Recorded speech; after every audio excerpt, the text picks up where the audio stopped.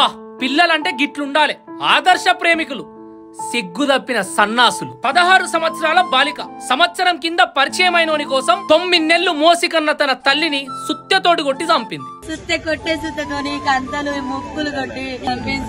గీ పిల్ల ముఖం బ్లర్ చేయాలని నాకు అస్సలు లేదు, కానీ మన చట్టాన్ని గౌరవించుకోవాలి కదా. మేడ్చెల్ జీడి మెట్లలు ఉంటారు. మన దరిద్రం కాకపోతే ఇలకు స్కూల్లో ఐడి కార్డులు లేకపోయినా ఫరక్ పడదు, కానీ ఇన్స్టాగ్రామ్ లో ఐడి లేకుండా మాత్రం ఉండదు. ఇగో ఈ పిల్ల పక్కనున్న మోతవరిని చూస్తున్నారు కదా, తొడలా తొండకున్నంత మాంసం లేదు. దీని పేరే శివ, 4 ఉంటాడు. సంవత్సరం కింద ఇన్స్టాగ్రామ్ లో పరిచయం అయి ప్రేమించుకున్నారు. ప్రేమనా బొందనా కామం ఇదంతా విషయం అమ్మాయి వాళ్ళ ఇంట్లో తెలిసింది.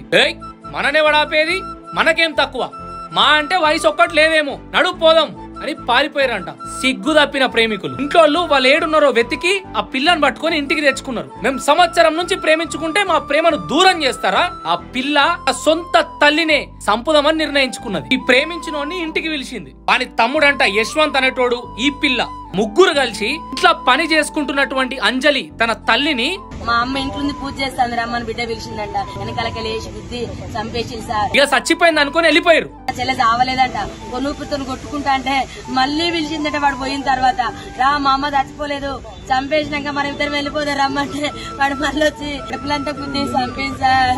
వయసేమో 16-17 సంవత్సరాలు, శాతలేమో ఇగో గిస్సంటివి.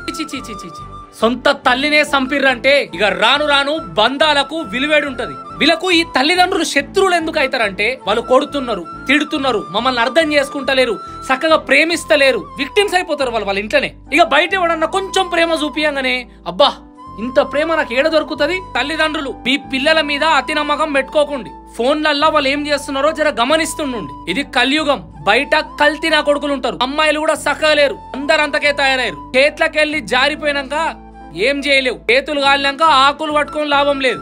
చూసిరు కదా, సొంత తల్లినే చంపి పడేసిర్రు.